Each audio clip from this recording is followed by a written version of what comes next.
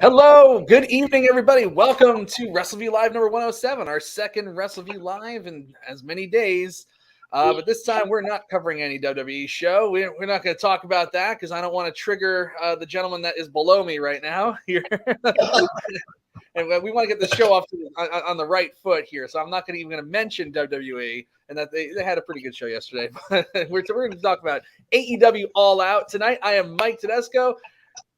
That way is Jerome. It's like hard to orient myself. That's Jerome Wilen down there. And down here is Mr. Josh Boutwell, the man who recapped AEW All Out tonight in his final opus for Wrestleview. So we're excited about that. We're excited to have Josh on tonight. Gentlemen, how are you this evening? I'll start with Jerome. How are you tonight, Jerome? Good. Sweaty, hot. It's been hot here, and it's just hot in the house. And I'm good, though. Good. My father always said, it wouldn't be so hot if not for the temperature. He was a very wise man. Yeah. And Josh, you're outside right now. Yeah, this Alabama weather out here is actually kind of nice right now for once. Just tired, but it's not as hot as Jerome's house apparently. Well, Jerome lives in like this wildly very temperamental temperature-wise spot. It snows for like 9 months of the year, and then the other 3 is blisteringly hot. It seems like Jerome's talking about like snow in May or something like that. He'll always text us. Yep. We had snow in May and snow in June. I could handle that. Yeah. One time we had. Jerome lives in America, but I don't know where this. It's like where is this place in America? It doesn't. Yeah. Nope, not Nebraska. Well, wait, you're in Montana, yes? Montana. Yep. Oh, used to live in the Seattle area, but now I'm in Montana. Dang. It's pretty wild. All right, we have a great show. We have a really great show to talk about. There's a lot of news coming out of this show. Biggest news coming out is that they kept the main show to 4 hours, almost on the nose, which was nice. We need more of that. I think on AEW shows sometimes they go a little too long. This one was, even 4 hours is stretching it, but they had enough good stuff on this to kind of make it work. But before we talk about the show, let's say hello to all of our buddies in the chat room here. We got Ed Hamilton. Ed Hamilton is here. We got Daniel Schell, who is very excited about MJF. The Wrestleview fiend, Mr. Andrew Elder, is here. We love Andrew. Quentin Walters. We missed him yesterday on the Wrestleview Live, so he is here tonight. We got Goosey here. I'm sure we have more people here. I'm going to scroll down. We're going to, Daniel, I think, is pointing out astutely that just the mention of his name, he made Josh go away. Yep. Let's cut it off. Josh, what are you going to do with that? So for those that don't know, we'll get the elephant out of the room right away. Josh Boutwell, this tonight was his final recap for Wrestleview for now. We're not ruling out. There's no one ever truly retires in wrestling, Josh. You know that. I've already left once before, so that's it. Exactly. So as they always say, third time's the charm. I think we'll get him back eventually, but Josh has an awesome job. You're moving on. But tonight was your final recap. So we'll talk more about your Wrestleview experience. But you're one of the best recappers, I think, on the internet, period. Anywhere. Yep. Is Josh Boutwell. Plenty of people that would disagree with you. Well, I agree. I said you're the best recapper on the internet. I also didn't say that the internet is devoid of idiots. Plenty of those. All right, we got Brian. We got Mr. Farmer here as well. All right, so I'm going to run down the show real quick and just give you the quick results. There was 15 matches on this show. 15 if you include the pre-show. It's a lot of stuff, but somehow it kind of flowed. I just you know, when I was watching the kickoff show, I really couldn't believe that they put Eddie Kingston and Ishii on that show, and they had enough time to do something competent. Because I think that, Josh, that match started at like at my time, like 7:40 p.m. Yeah, 20 minutes before it starting. What do you think of that? What do you think of that match? That was a killer, I thought. If it wasn't for that match, the 0 hour of the pre-show would have been just absolute trash. Like I'm not saying anything was really awful on it. Really, it was just kind of That's how I feel about really every match there. But oh my god, just the chops and the slaps and just it was ridiculous. Eddie Kingston is so over. He is unbelievably over. I know. He would like his test is over like Rover, you know, gangbusters. The chop battle was vicious. That was just like Ishii's pec was like. Oh, that was nuts. I don't know what that is. Is that like stretch marks or something like that? Like, but they were turning purple. It was just welting up from when he was getting slapped right there. Oh man. That was ridiculous. You know, and it's like they did that. It was almost like, you know, I don't know if you got to see the Walter versus Sheamus match yesterday, but that was also I you know, it's like crazy. I'm used to like seeing like hard hitting great wrestling matches on AEW, but like so like when it happens in WWE, it's like, wow, that's like really shocking. But like they had a chop battle yesterday, Gunther and Sheamus.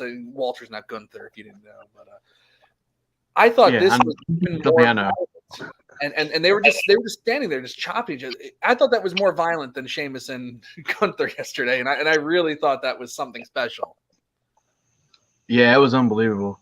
I honestly just thought they were going to go in there and just kind of go through the motions a little bit, slap each other a little bit, just be a little hard hitting, but they just went all out. And what I really liked at the end was Eddie Kingston trying to show respect and everything after the match, and Ishii kind of like, get the fuck off of me. Yeah. Like, because that was all he cared about was he lost. Yeah, exactly.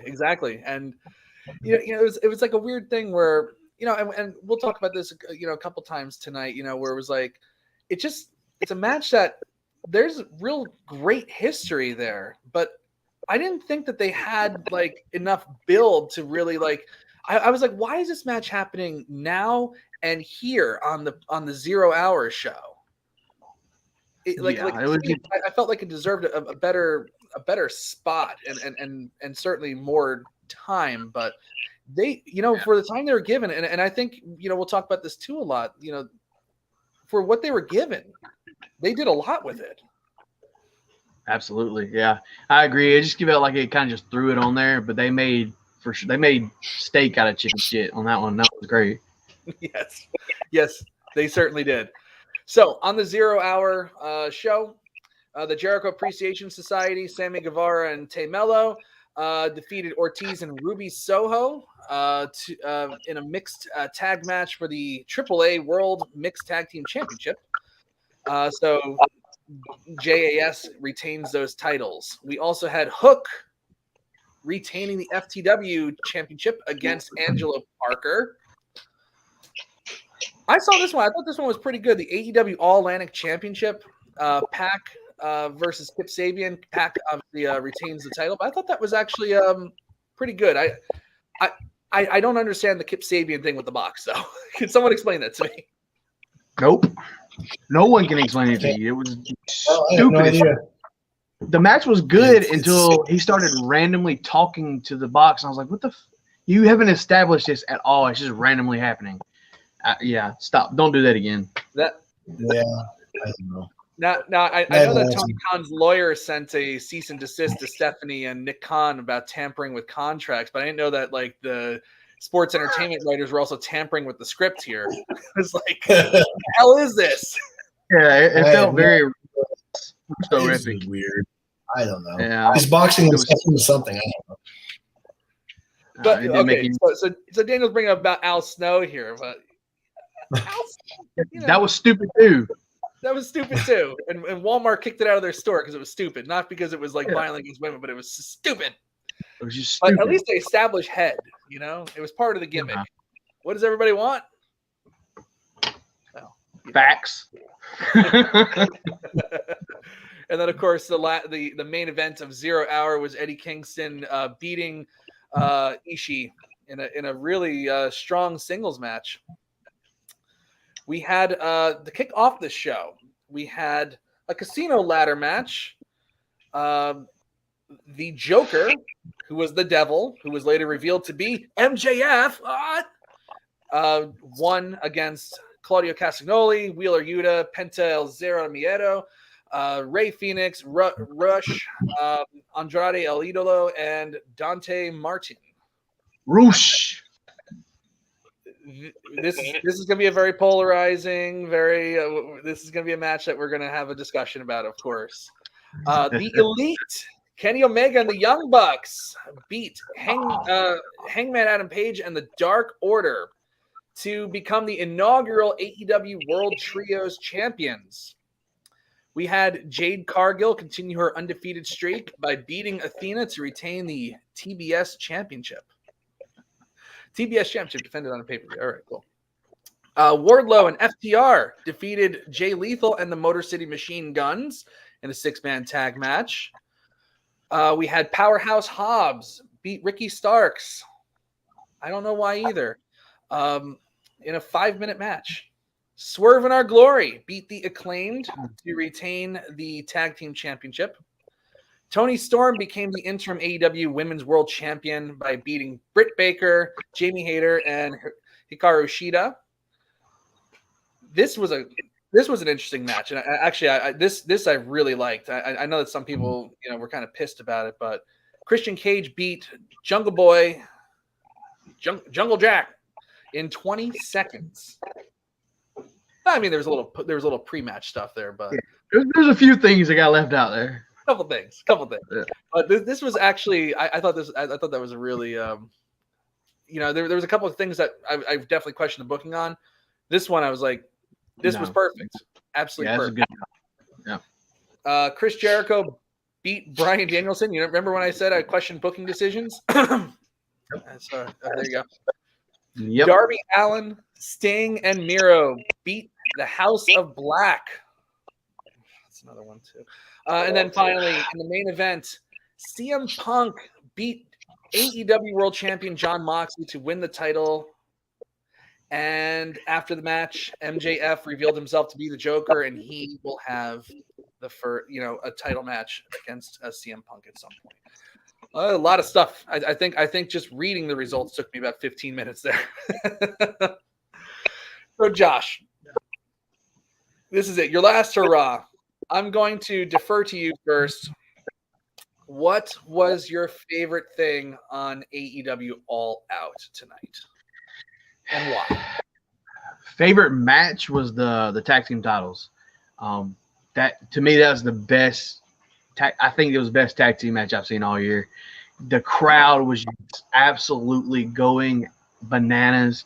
They were almost turning Swerve in Our Glory heel there, which was really interesting.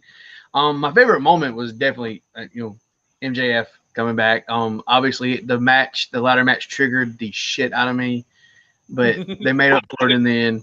So those would be my two favorite moments. Moxley and Punk too also made up for that dog shit match that they had a couple weeks ago. We'll talk about that later. But yes, yeah, absolutely. So yeah, the tag team title match actually, I don't know what I was expecting, but whatever it was way better than I thought. That was one of those matches where it was completely cold. Felt like it's just in the last few weeks they just threw it out there and it's like whatever. But they just all four of them just blew the roof off the place. That was unbelievable. And you just never know what things are going to get over with the crowds. But the scissor me daddy ass thing, it's like it's wild. Time out. I saw the T-shirt. What? Can you imagine a grown man walking around with that T-shirt on? Wrestling fans, yep. Well, look, he's going out strong for you here. He's going out strong for you.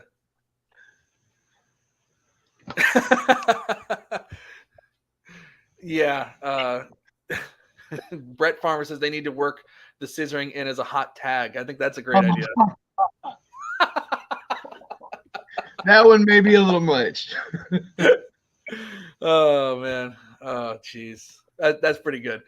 That's pretty good. Yeah, the scissory daddy thing is, for whatever reason, getting over. Despite you just never know. Despite my thoughts and prayers to the contrary, it's getting over. I mean, it's funny when they do it. It's just like when you're chanting, "Oh, scissor me, Dax." What are you doing? It really makes me want to get a ticket to Arthur Ashe Stadium and go see that. See the Grand Slam. That's gonna be wild. Yeah, absolutely, that's gonna be wild. I want to see Grand Slam. Like I want to be. It's like there's a couple times tonight. Where the crowd is just so. It's like that every week though. It's like everybody's talking about WWE's crowd yesterday in Cardiff. It's like, yes, like the European fans are definitely crazy, but like it's like that almost every week at AEW Dynamite. AEW always gets the comparisons to WCW for obvious reasons, but it really feels more like an ECW crowd, just kind of times 3, really. Yes, that's how they feel, how passionate they are. Right. And, like Tony Khan was kind of saying, and Jerome, you reported on this too, that AEW, he projects it's going to make profit or at least make $100 million this year, right? Yep. At the gate for tonight's All Out or yesterday's All Out, depending on where you're at. It'll be $1 million gate for All Out, and he's projecting $100 million. But like what Josh was just saying, really rings true to me, because the company does still have that kind of like grassroots, we made this AEW ECW feel. Yeah. Like when I watch it, I feel a lot more like connected to it. Yeah, in a way. Even and like when things don't go right, it's like you feel it a little more because you have such a like I feel like a personal connection to it. It's like Tony Khan sometimes does come off as a mark, but I think that's by design, because I mean, he is a mark. He is. He is. Totally is. And he'll tell you, Mark, I love wrestling, and that to me, that's not a negative. People think it's a negative because he's not someone that hates the word wrestling for some fucking reason. Right.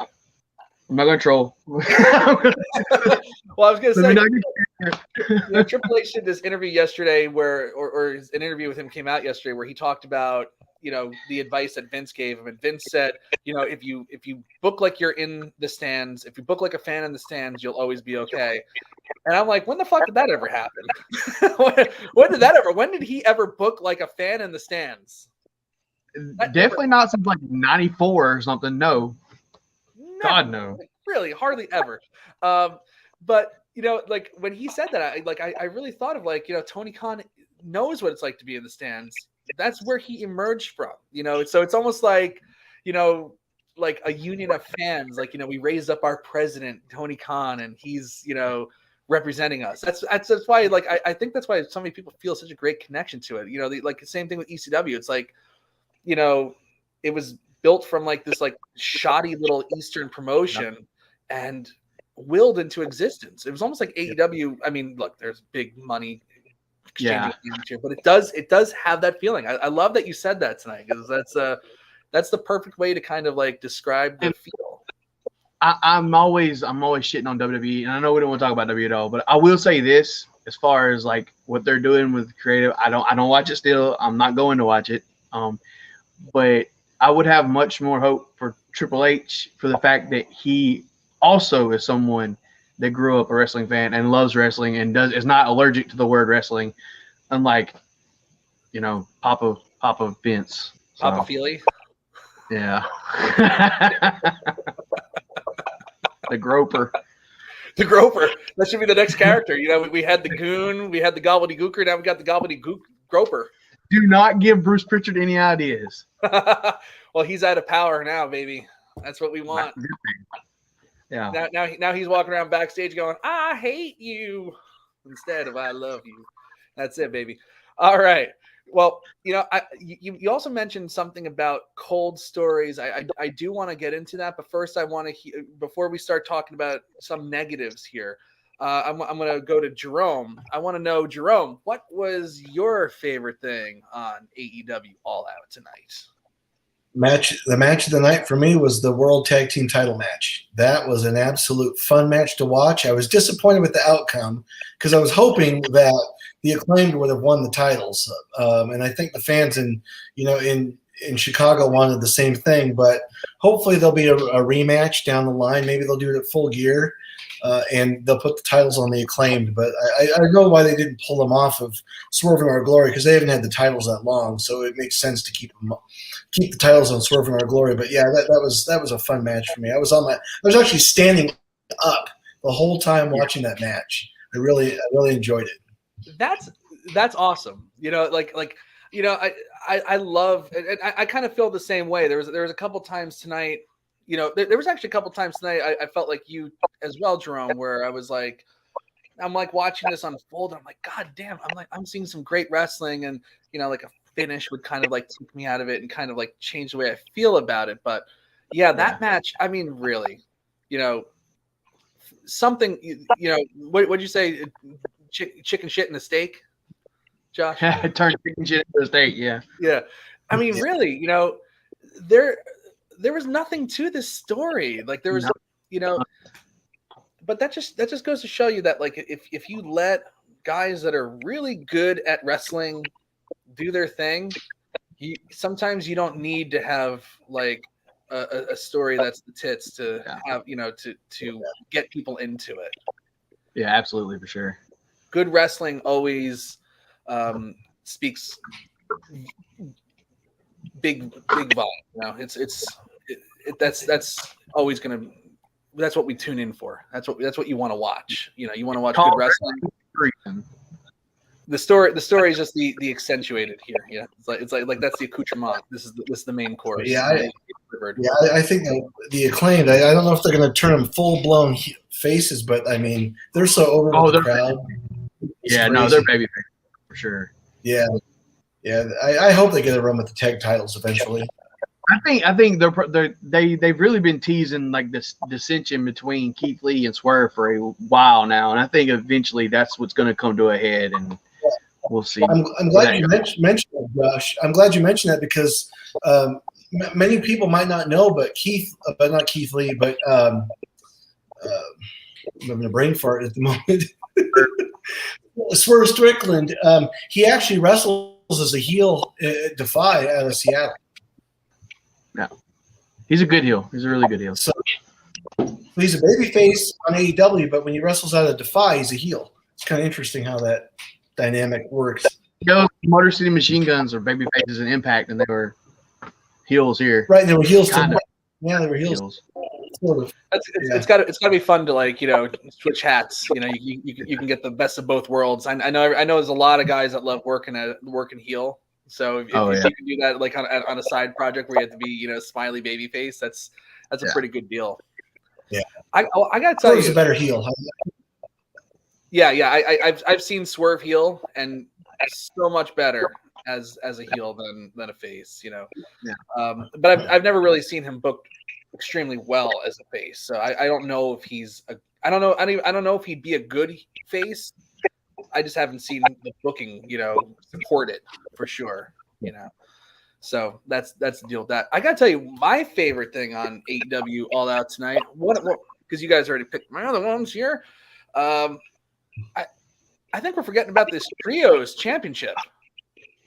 Man, that's the one negative I'll say about having so many matches and so long is that stuff like that's gonna kind of get looked over a little bit. But gosh, damn, that was such a good match. That to me is one of the best matches of the year. Yeah, and it was the second match on the main card, and really like the tone of the pay-per-view got off to like a real fart in the windstorm, like real popcorn fart. There's like nothing with that ladder match, and the ladder match was great starting off. I was watching it, and there was this great spot where I forget who the hell came in to the match, and I think it was Dante Martin came in. Oh God, he was unreal. This was awesome. Like he comes into the ladder match and he's going back and forth with Claudio and I forget who else, but they were doing I think it was Andrade, and they were going back and forth, and all of a sudden like something happened where the ladder that was standing in the ring, I guess I don't know, the vibration of the ring or whatever, knocked it over, and they're doing like these complex like acrobatic spots, flipping over each other, and the ladder fell, which could right in the middle of the ring and onto him. They worked around it, and I'm like watching this. I'm like, they could have crumbled here, like that could have ruined the whole entire spot. Instead, they made it seem like, like I wasn't doing a choreographed spot. I'm doing something in a simulated fight, and now we have to do something else because this new variable was introduced. And I'm like, I'm watching great wrestling here. Like these are people thinking on their feet and some of the best wrestlers in the world doing their thing. I was like, this is great. And then of course the finish happened, and I thought that just kind of ruined the match for me. So this pay-per-view was kind of in danger starting off. I think is that fair to say? Absolutely. I honestly, I don't know. I may still think this was. I don't think any AEW pay-per-view has been bad, in my opinion, at all. But I think this may be one of my least favorite still. Yes, well, but because there was a lot of like things that I really question about like what happened here. But so like they had this ladder match. It starts off well. There it goes. There's my super cough. And then it ends with this finish that's horrible. And it's like, are they teasing that we're not even going to reveal who this guy is, until Dynamite? Are they trying to pop a rating for a TV show when I just dropped $50-$60 on this damn show? Yeah. And then this trios match happened, and unbelievable, total 180 for me, because it was the damnedest match. And I know a lot of people like I don't understand this this notion, Jerome and Josh. Maybe you guys can help me out with this, but like just because they're EVPs, it's like they happen to hold a title in the company. What are they supposed to do? Never wrestle again? They're some of the best wrestlers that they have. Oh, they're booking themselves. Okay, they're facing each other. It doesn't matter. Like they're not taking away from somebody else if that's what you're all worried about. You know what's funny? You know what's funny is when AEW first started, the Bucks and Kenny Omega and Cody Rhodes and all those guys were completely kept away from every title. And Cody Rhodes even lost a match to where he would never get a shot again. And people talked about how they were killing the company because they were not trying to book themselves on top. And and now it's the opposite. It doesn't make any sense at all. But one of the things that triggers me, and it's like everyone will say they don't have stories, they don't know how to tell stories. But you can't tell me that they don't know how to tell stories when Kenny Omega and Adam Page would tag into a match, not touch each other, just stand there and look at each other, and the entire crowd comes onto their feet. Like, no, that's storytelling. That's people a callback to what we saw for a year-long feud, and now we're wanting to see more of it. Like, no, don't tell me that. Right. And just because Kenny Omega hasn't been around, like that's the only reason why they probably even stopped that feud. So it's still going, like people remember that very well, because it's still in their mind, is still going on, and it's still something they want to see. And that that moment that you're talking about was one of the louder things of the night. The most anticipation is wanting to see this. And it's not like they're in the main event. It's like their second match on the show. I don't understand this weird masochistic attitude towards a product that they like, and these people are integral in getting this thing launched in the first place.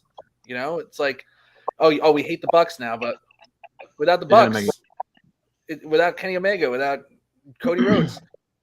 And so it's funny that you talk about how they really went out of their way to we're not going to do any titles. We're going to be out of the that. Actually, early on, I thought that hurt the product. Absolutely, it did, for sure, 100%. Yeah. But one thing I also wanted to point out, and it's so subtle and maybe not that subtle, but most people wouldn't even care about it. But the way that since Kenny Omega came back, and he was kind of like in that first match, he was kind of they kind of played up that he was a little rusty. He kind of slipped a couple times, and he was wearing the big brace and the compression top. And then the next match, he loses the brace. He's still got the compression top, and then they rip it off, and he has bandages and tape all over him, and he's still a little bit sluggish or whatever, maybe a couple times. And then he goes out tonight for the title, and no braces, no bandages, no compression top, and he's just out of this world, going breakneck speed. It was awesome. I didn't think that they could top the match with the United Empire, but I think they absolutely did with this one. It was incredible. It was, to me, it was just like wildly great. Wildly great. I'm really just wondering, are they going to turn Hangman Page heel now? That's kind of the interesting thing. Is he going to kind of turn heel, and we're going to see kind of an opposite of what we saw before? It's going to be interesting. I guess it depends on what they do with the title with AEW, with CM Punk and MJF, because like face versus face works every now and then, but for the most part, it's usually like death to a match. Like it really just it really ruins the buzz for a match sometimes. So somebody's got to be the heel, and it'll probably be him. Yeah, for sure. Some of that cowboy shit. Right, that cowboy.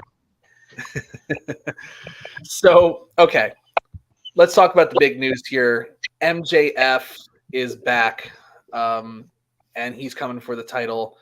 Jerome, what did you think about the reveal? I looked at the shoes. When I first saw the shoes of the masked MJF, I was like, that's MJF. And the way he's strutting out of the ring, that's MJF. I knew it was MJF. Well, MJF, well, as good as he is, he's like such an overactor. And I knew when the guy was going like this with the mask, I was like, please. It's MJF. Yeah. Yeah. It doesn't surprise me that he came back. I was expecting him to come back at All Out, but I thought the way he was going to come back would be getting involved somehow in the world title match at the end and somehow, cause a distraction, interference, and Moxley would retain and somehow, but I just didn't go down that way, and I'm glad it didn't go down that way. But I was surprised at the title change. We'll talk about that later. Yeah, we'll talk about that in a few minutes, actually. Josh.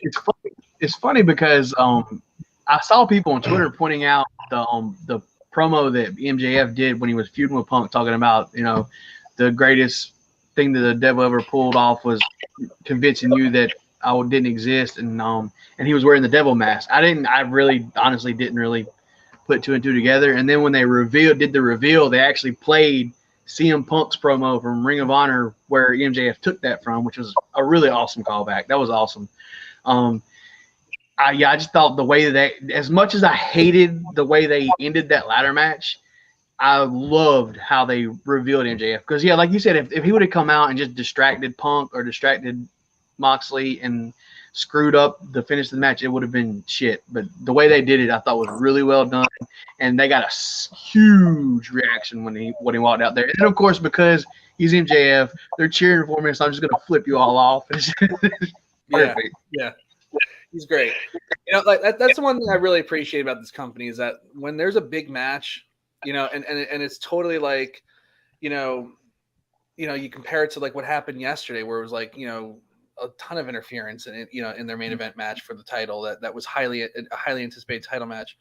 AEW goes out of their way always to give you the cleanest, finish to all of their major main event matches. It's very rare to have a DQ in this company and unheard of on a pay-per-view. So at least they always deliver on that. So I was glad that I figured we would see MJF. I didn't know if they were going to hold it off to Dynamite, which actually would have really. I mean, you talked about a few weeks ago with the Punk Moxley match, kind of losing some favor. That to me would be that would hurt. That would be a big one if we're shelling out cash for this, and then it's because that's a very WCW thing to do. It's like what's going to happen on Nitro? Tune into Nitro to see the conclusion of our pay-per-view. Hello. No, I hate this. Yeah. Well, also they were kind of teetering on stretching this out too long with MJF, because you're getting to a point where people are kind of like, okay, I'm starting to not care anymore because, I mean, we don't talk about him. We don't hear about him. But I will say that the voicemail they played was actually a nice little touch on that too, because it explained how he was in the match, why he was in the match, and kind of ties up those loose ends, which the Twitter morons were going to start chirping about tomorrow. Yeah. Now my one qualm is the Stokely Hathaway thing. Just thinking of MJF standing with Big Cass just turns my stomach. That guy stinks. I'm sorry. Like there's a couple guys in that stable that I'm like, why the roster's so bloated? Like, why are these dorks? And now MJF has to stand with them and give them credibility. To me, it doesn't fit into the character. It's kind of like they're going to be the Sean Spears of this group, because it's like FTR is great, MJF's great, but why is he here? Yeah, when Big Cass walked out Wednesday, I was just kind of like, why? Why are we doing? Why are you doing this? And the ass boys are in the group, and again, I do not understand that at all. It's just like a weird collection of people. No rhyme or reason. It's just like, we're not doing anything with this guy. Put him with Stokely. It's like, yeah. Hopefully they'll maybe whittle it down, or MJF say this person isn't worthy or that person do something to try and. That would be cool if he healed on his own, stable. Yeah. I wouldn't mind that. But let's talk about this. Let's talk about this main event, because this to me is a little polarizing to me. Now, Jerome, first, what did you think of the match, Jerome, with Jon Moxley and CM Punk? It wasn't a bad match. I didn't care much for Moxley licking blood. That was just stupid, and I don't really care for Moxley, period. Character doesn't do anything for me. He's boring. But, I mean, it was a good match. For what it was, I expected. I think you got Josh. You got Josh. Number one. I thought he was going to, keel over. But no, but I expected Punk to I thought maybe he was going to win after I figured that MJF wasn't probably going to get involved. But, yeah, I mean, it was for what it was good. I mean, Punk going over in his hometown makes logical sense. So it furthers the feud with MJF is what I think they're going for. So we'll see where it goes from there. But, yeah, I don't know what's next for Moxley. No idea. But, yeah, I don't know. That's all I got to say about that, I guess. Josh, what did you get for the main event here? I love the match. That was the match that I wanted the first time. It was physical as hell. Punk kind of showed that he was fine. That people have still kind of been saying that he came back too early, and legitimately came back too early, and he's been hobbling. Yes, people, it's wrestling. He's working. You've been Yes, I thought it was excellent. I thought, like I said, the physicality and Moxley licking the blood. It's just, he's fucking nuts. I mean, that's part of who he is. I loved, the crowd was weird because they wanted to kind of cheer for Moxley, but then when he would beat on Punk, they would wait, hold on, Punk's our guy, and they would kind of boo him, and he'd fuck with him, and he'd start flipping him off, and I loved the whole thing. It was great. Yeah, I liked it. I liked the match a lot. I mean, and the match by itself, to me, was great. But I kind of had this feeling like you were talking about the tag match, where it's kind of like, the tag match was kind of cold going into it. Not that I was cold on this. I thought the Punk had a pretty good promo, on Wednesday leading up to this, but it was just like, we're a week and a half removed from their last match here, where he threw a kick and his foot hurt and he couldn't go on. He got ambushed and annihilated, which I thought was, I know it's not what you thought, Josh, but I thought it was actually, kind of good storytelling to kind of get you anticipating it. But it's almost like that happened, and in my mind, I thought that match happened that way because, Jon Moxley was the interim champion, and if he just, was he holding the title and then Punk comes back and beats him, it's like, well, this guy was a what we've been watching for the last like month or so is this guy who's actually a loser, who's less than the world champion. And, I thought it gave him a good boost of credibility, especially when he cut that promo later on in that show, which I thought was key to the whole entire thing. Yeah. But, like a week and a half later, and they're having this like knockdown drag out match. It's like almost like that never happens. And then it's like, well, why? It's like, I feel every time they do a pay-per-view, every time they have like one of those like special dynamites, it's built beautifully. And I know that they've had the injury bug and all that stuff, so that kind of hurts, some of the timeline for things. But this was just like a whole bunch of angles crammed into a week and a half. And it kind of hurt like the anticipation for me. I don't know how you feel about that, Josh. No, you hit the nail on the head on that. That would be my one criticism. And like you said, it's not just as one match. They had this problem at Forbidden Door where I think that primarily was probably to do with they were coming out of Double or Nothing, and they probably had issues trying to get guys from Japan over. So you can kind of forgive it. But they've also had this problem with every single Battle of the Belts. Every single one of them, it's like last minute, this is the matches they're going to be on Battle of the Belts. And they've never done that with pay-per-views until these last two. And it felt like this, where it was like, all right, we're doing everything until we're not really giving you what we're doing at the pay-per-view for sure. And then at the last minute, okay, here it is. I mean, in the last 2 weeks, we probably had 10 of the 15 matches announced on Dynamite or Rampage. And yeah, this match, had they stretched out the story 3-4 weeks rather than cram it in 2 weeks, it would have been so much better. I still think the promo that Punk did on Dynamite, they literally gave me chills. It was one of my favorite Punk promos ever. But yeah, it hurt. It definitely hurt it, cramming it all together. And I don't know why they did it. If maybe Punk didn't get actually cleared until a couple weeks ago, so they didn't want to kind of put all their eggs in the basket for it or not. But I mean, at the same time, okay, why don't you just move it out to full gear then? It really didn't make sense to have to cram it in as quickly as they did. But at the same time, like, it was a great match and I loved it. But yeah, that was definitely the criticism I would have for it. Yeah, and it's not just this. It's not just All Out. Like it happens on a lot of their pay-per-views where like the pay-per-view almost seems like, is it fair to say, like secondary to like the major dynamites?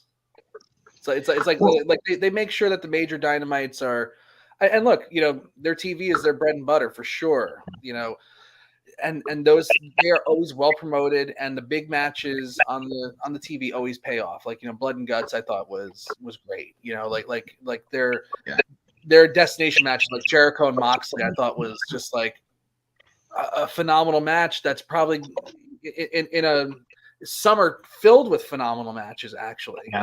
This has actually been a great summer for pro wrestling. Sure. And then it's like a pay-per-view rolls around. It's like angle. We're in. Okay, here we go. It's kind of like, all right, we're concentrating on this TV, and then all of a sudden, oh shit, it's 2 weeks. We got a pay-per-view in 2 weeks. We got to do something. And I think also maybe they rely a little bit too heavily where they're like, you guys know we're going to have great matches, so we don't have to put as much effort into getting you there. And I think that's a huge mistake if they're even if it's like unconsciously doing that. That's a huge mistake, and it's something they have got to correct moving forward for full gear. You got plenty of time. You got plenty of stuff coming out of this. You can build to start doing it. Don't just give us like one-off shows that are great matches, great shows. Build to it. They've done it. Obviously, they've started doing it. I mean, they had great builds for their pay-per-views, and it's just these last several ones is kind of like, here's the matches. Exactly. And you don't want it to become like one of those things where it's just like you said. I thought that like really, really well put, where they're kind of living off of like their reputation of putting on really great shows. Like the shows are really great. So you can live on that for a little bit, but eventually, And we talked about ECW too, and I think Tony Khan has even talked about how Paul Heyman is kind of his, like, the person he looks to as to model the way he books. And that's the ECW thing that they did, where they would just not announce. They would, like, I think a lot of times they wouldn't even announce half of the card until the paper, like, you're seeing the show. And it's an awful way to do business. ECW's out of business for a reason. Let's not do that. Yeah, I know. I mean, Paul Heyman, for as much of a creative genius as he is, like business wise and sometimes booking wise, he was his own worst enemy. I still love that story that Ron Simmons tells about he was booked to be in ECW for a little bit, and Paulie promised him I'm gonna pay for your airfare. I'm gonna pay for your airfare. He goes to the airport. Gets out, he goes up to the counter. Oh, Mr. Simmons, yes. Welcome to United Airlines. We are so sorry for your loss. You got him comp tickets, for bereavement. He had to pretend that his mother died. Yeah, not to get too far on the weeds on this, but one of my favorites is Bubba Dudley or Brother A telling the story about I think he needed a tracking number for tickets for wrestlers, and Paul Heyman just belted out a bunch of numbers, and he's like, Paul, that's too many numbers. And he goes, oh, we'll knock off the last two. It's like, you're such a lying sack of shit. The best. There's so many great ECW stories. This is not an ECW podcast, but it could be. It very well could be. It very, very well could be. So I mean, if I had a criticism, it'd be that. But there's a couple of polarizing matches for sure on this card too that actually were really, a couple of them were really good matches. But one that jumps out to me obviously is going to be Jericho and Bryan Danielson. I thought it was a great match. Just if and look. This is going to sound very very Mark wrestling of me, but sometimes for the story, it just doesn't compute in my head when Jericho's the guy going over in that one. I don't get it. It's just one of those things why and I think maybe Danielson might have the Sting disease where Sting was always known as never pushing back on something, being like, hey, whoa, hold up. I don't need to take that pin today. So I think, I don't know, he didn't need to take that loss. There was no reason for it. Jericho didn't need the win. I know they're doing the thing with Garcia and Jericho, and that's where they're leading. But it just wasn't necessary. The match itself was good. The fans were weird. They were kind of sitting on their hands a little bit, and I think this was really the only match they were like that for, really. Yeah, but I loved all this. Danielson can't have a bad match in my mind. You can put him out with freaking Danhausen and have a good match. The submissions and stuff is just incredible. Anytime Jericho does the lion tamer, I'm gonna mark out because that's the Jericho submission. I hate the walls of Jericho. Yeah, the match itself was great. Yeah, that's the thing. I thought the match was great, and for me the finish kind of betrayed it a little bit. But I think you're right. I remember reading when he had one of those ghost written WWE books come out. He talked about how they made their performers take some kind of personality test, and the evaluator told Bryan Danielson that you have scored lower on ambition than anybody that I've ever tested in my life. He had the lowest score in the company by far, and one of the lowest scores the guy had ever seen on ambition alone. So I think you're right, and also he's got that Sting disease too, where Sting's Sting, and he's always gonna be Sting. He could lose a million times, he's still gonna be Sting, and people will still want to see him, and he'll still be. Oh God, Sting tonight was great. Absolutely, yep. God damn it, the guy's in his 60s. It is weird to compare Danielson to Sting, but I mean, personality-wise and the love that fans have for them, yeah, I mean that's a really good comparison if you think about it.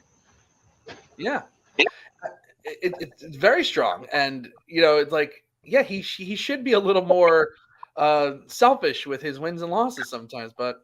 And also Jericho, dude, you've been in this business for 30-something years. I mean, I think he knew better. Hey, maybe I shouldn't be the one getting the pin there. But I mean, well, we won't talk about his judgment. So his judgment's been called into question a couple times this year. There's more to say, but I have a strict rule against talking politics here. Yeah, we'll leave it there. We'll just leave it there. If you want to just Google Jericho's wife. Okay. Anyway, Jerome, my other one that I had that I thought was like Ricky Starks. I've been talking about this guy for like 2 years. I've been talking about how awesome he is, and how really like I remember watching him on NWA Power, and I was like, this guy doesn't belong on this show. This is like, it's kind of like the only thing that's popping in my head right now. Please don't laugh at me, Josh. Please, I beg you. Okay, American Idol. Carrie Underwood comes out and blows everybody away. Okay, look, that was so Dave Stevens of me to even say something like that. Are you gonna start juggling now? Hey, Dave, I hope you're watching. I'm going to talk about Miley Cyrus next, I think. Hi, Dave. I hope you're watching. I hope you're well. He's got a cute kid, by the way. He does. I'm happy for Dave. But it's like, who missed out on Carrie Underwood that she had to go on this stupid show to be? She's obviously a star. I'm watching Ricky Starks on NWA Power, and I'm like, this guy is a star. He does not belong. I mean, look, God bless NWA. He doesn't belong at NWA. Don't blame. They remind me of this Randy Newman song, "I'm Dead and I Don't Know It." But he's great, and AEW's had him for 2 years, and he's been in situations to succeed. Like actually Sting's first match back. I believe that he was in that match as well. Yeah, that cinematic match that they did, which I thought was freaking awesome. Yep. Jerome, why is Ricky Starks not getting over right now? Come on. Don't know. I mean, it was a stupid match. It was a match you'd have on Dark. And why would you have Ricky lose? He's good on the mic. He's good in the ring. He's very charismatic. As a face, the fans were behind him. He was a baby face in the NWA. The fans were behind him. Powerhouse Hobbs, really? Lose to Powerhouse Hobbs? I don't know. I don't understand that booking. There's no logical sense, because to me, Powerhouse Hobbs is boring. I don't really care for his character. I don't care for him at all. And Starks should have went over, but I don't know. I mean, are they going to continue this thing on Wednesday night? No idea. I don't even know why they even did the match. It was for all that build up for Starks to lose. Stupid booking, in my opinion. Yeah. See, like I think like the Christian Cage, Jungle Jack thing was like perfect, because like that should have its own standalone special match on one of those like one-off Dynamites. But like Ricky Starks and Powerhouse Hobbs, I even thought just the layout of the match itself for what the story is bad. It didn't compute. These guys should have been at it should have been violent almost, And it was, to me, it just felt like they got the finish of this, and they were told how much time they have, and it felt like they didn't buy into it. Yeah, well, it was the way, like you said, like it should have been violent and everything. And Starks, the way he started out, jumping in the ring and like jumping on him, that was a good start, and then it just kind of went. We talked about cold matches. This is one of the matches that wasn't cold. Like they've actually set this up and built to it, and Starks can go out there and you can tell this dude to cut a promo on a turnip and it'll be entertaining. I mean, I do not get it. They have start and stop with this guy, and they won't pull the trigger on him. Like I know he had the injury, he did have the neck injury, which you can't really fault them for. Right. But I mean, this guy's ready. Like I mean, he should be in there going for the TNT title or something, not jobbing to Powerhouse Hobbs in 5 minutes. Now, I don't hate Hobbs. I think Hobbs is a good physical wrestler. I think he's huge, but it made no sense. It made absolutely no. And maybe they'll do something really cool that'll make me look like a dumbass, but I don't know. It didn't make any sense to me. Yeah, I was just watching. I was pretty damn disappointed with that, especially because I look. More than just like character work, like I get into certain performers based on like sacrifices they make. And it's like, you see, like, you can tell when you watch a show, who puts in the work and who doesn't, and there are people that get pushed that you feel like they don't put in the work, it leads to resentment. Like, look, it's contagious. You're like, people can see, what works and what doesn't. I still remember. Yeah. Oh man, he's on WWE again. Here we go.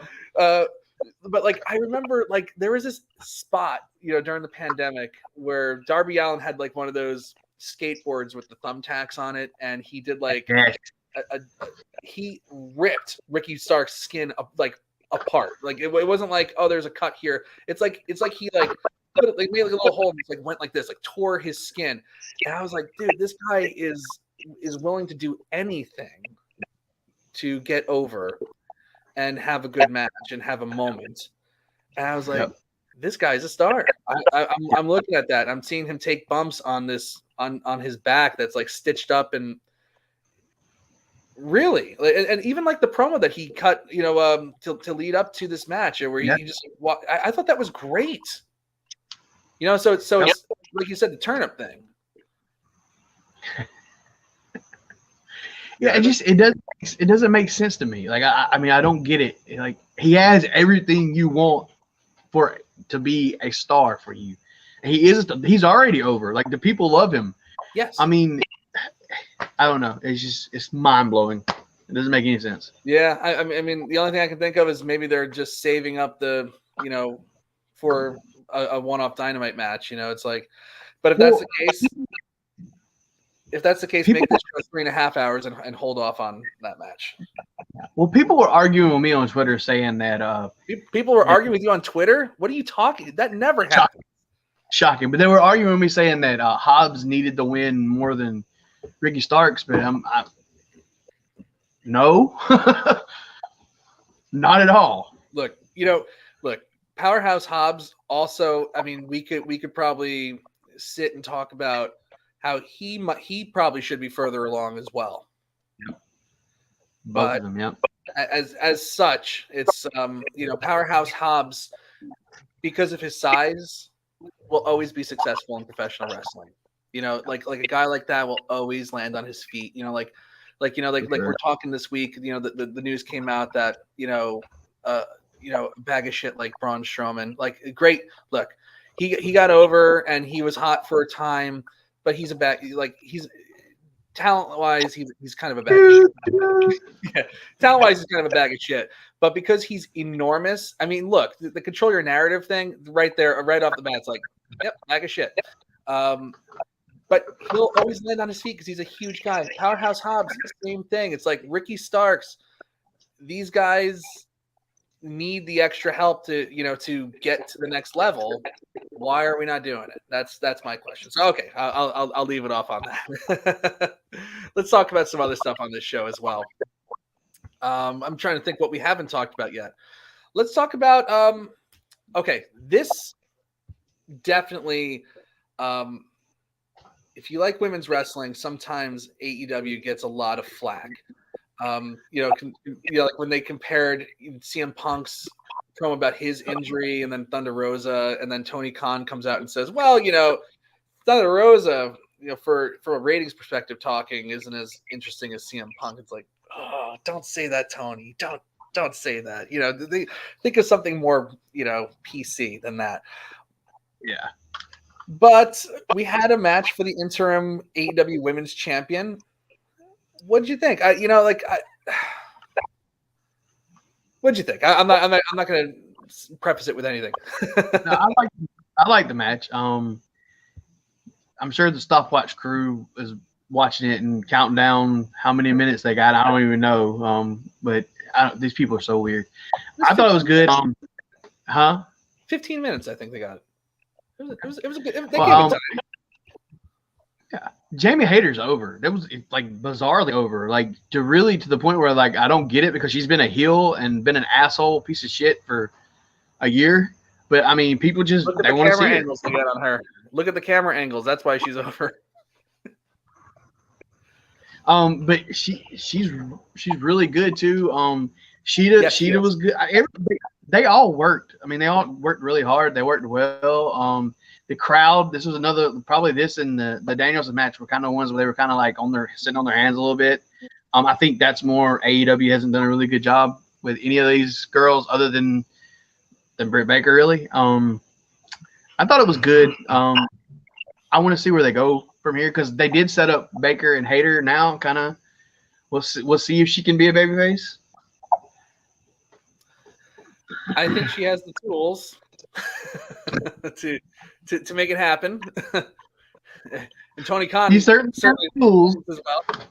she's got some assets. You know, there's things that will make her successful. One or two. Yeah. But you know, it's kind of like, you know, sometimes the way that these things go down, it's kind of like you know, as progressive as this company is, it's kind of a step back a little bit, you know, in some ways. Jerome, the state of women's wrestling. Now, look, they gave the match 15 minutes on this show, so it's not like it was, you know, go out there in 6 minutes with entrances and get this done. You know, it was given time to build, and they certainly set up for a couple of matches. You know, Brett Farmer mentioning, you know, the Hayter and Baker setup, which was, you know, interesting. But you know, we have to talk about, you know, the elephant in the room here a little bit. You know, the disparity between, like, you know, Thunder Rosa and her booking compared to, you know, a male booking. You know, what do you think, Jerome?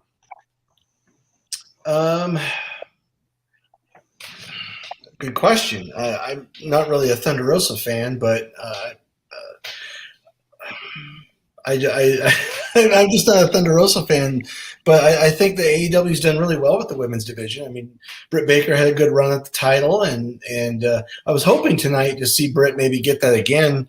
That was my first choice. Second choice was actually Jamie Hayter. I don't know if Toni Storm, she just doesn't do anything for me. I don't know how over she's going to be. But the women worked hard tonight, and with the time that they had. And I'm excited to see where they go with Britt Baker and Jamie Hayter. I think that'll be a good feud. And I hope Thunder Rosa comes back soon.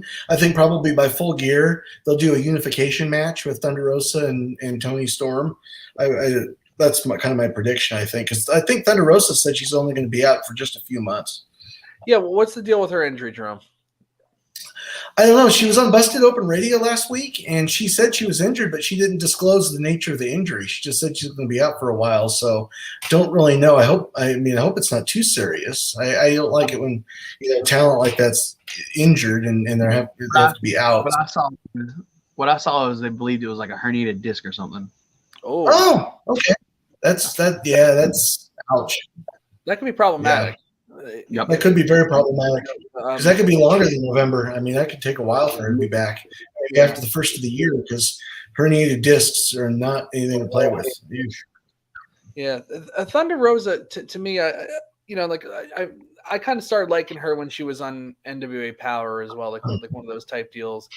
Yeah, and kind of like Mercedes Martinez, where she's been doing this for a while, and you know, never really got the the opportunity on a big stage, you know. And Mercedes Martinez has since had her opportunities, but you know, there's you know, she's been injured a couple times with some concussions and stuff like that, so it's stunted her advancement a little bit. But Thunder Rosa, it's like it's like such a bummer, you know, because like she's had some great matches, and I kind of think you know, like you might not be into Thunder Rosa as much just because like the booking is like so inconsistent. How can you get into her? You know, in yeah, her title reign was pretty trash. I want to say her first. I want to say like her first title defense was like Battle of the Belts, and it was just thrown out there last minute, no book, no build really. Her feud with Britt Baker was incredible. They had the cage match, they had the street fight, death match, whatever you want to call it. That was ridiculous. Yeah. And that's why like when people say like all this stuff, like the women's whatever, it's weird because they didn't say that when Britt Baker was champion. I think part of the issue with Thunder Rosa was her promos were they were bad. Yeah. Well, she's ESL, you know, like yeah, she is, and that's why I don't want to like shit on her. And they need to give someone to her that can help with that, whether it's a manager or a partner, whatever the case may be.